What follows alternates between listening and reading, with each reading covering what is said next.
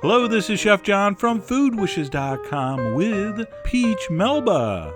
That's right, this is only the second most famous recipe named after an opera singer with the last name Melba.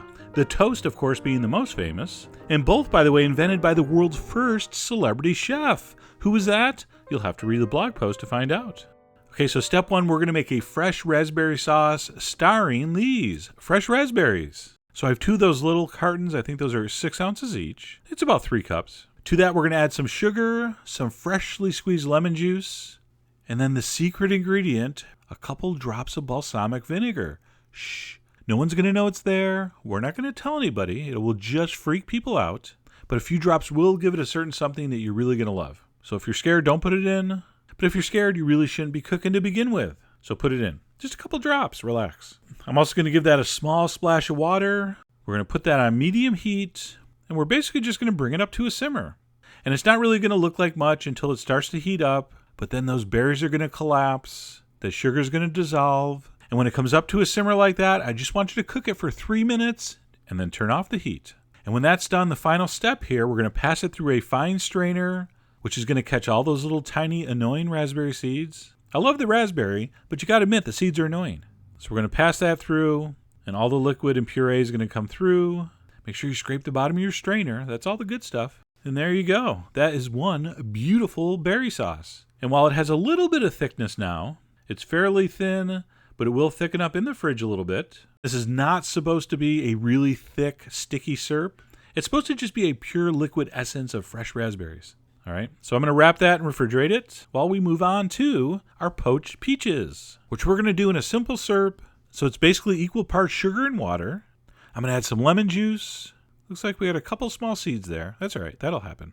I'm also going to add a vanilla bean. I just split that in half. You can see all those little things that look like tar from the center. Those are the little tiny vanilla seeds.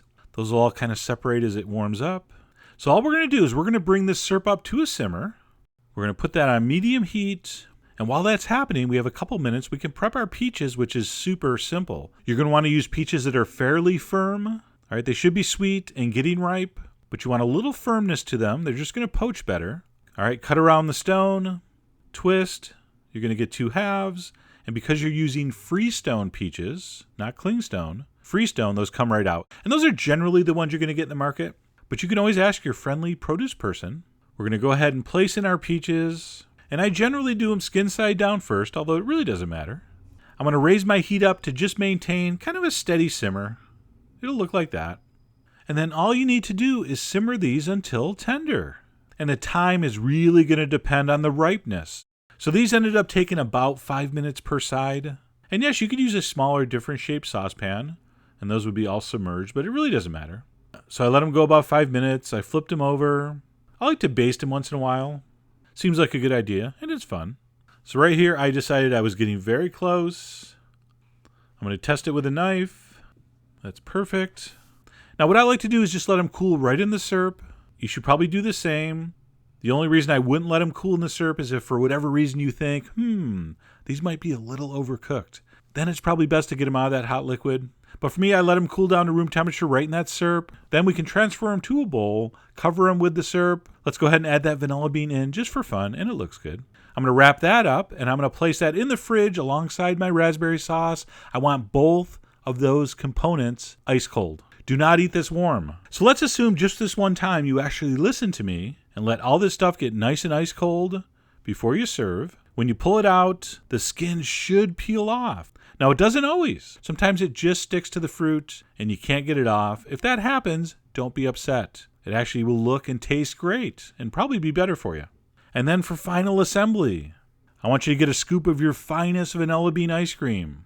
Place a peach half on top. And then, oh yeah, slowly, not too fast. You want to enjoy this. Slowly drizzle that raspberry sauce over your peach, and you're going to see one of the most beautiful colors in the history of the world. A fresh raspberry sauce over a beautiful golden peach. It's just amazing. I bet there's not even a name for that color. We're going to finish with some toasted slivered almonds. And yes, this is a much easier dessert to eat if you cut the peaches up for people, but then you don't get that amazing presentation, so don't do it. And there you go. Peach Melba. In opera, they say it's not over till the fat lady sings, but you know what? All we have around here is a fat chef, and I'm not singing.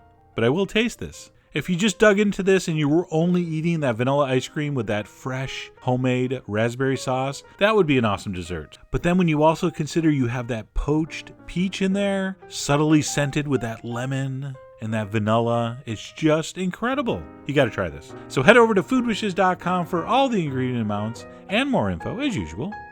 And as always, enjoy.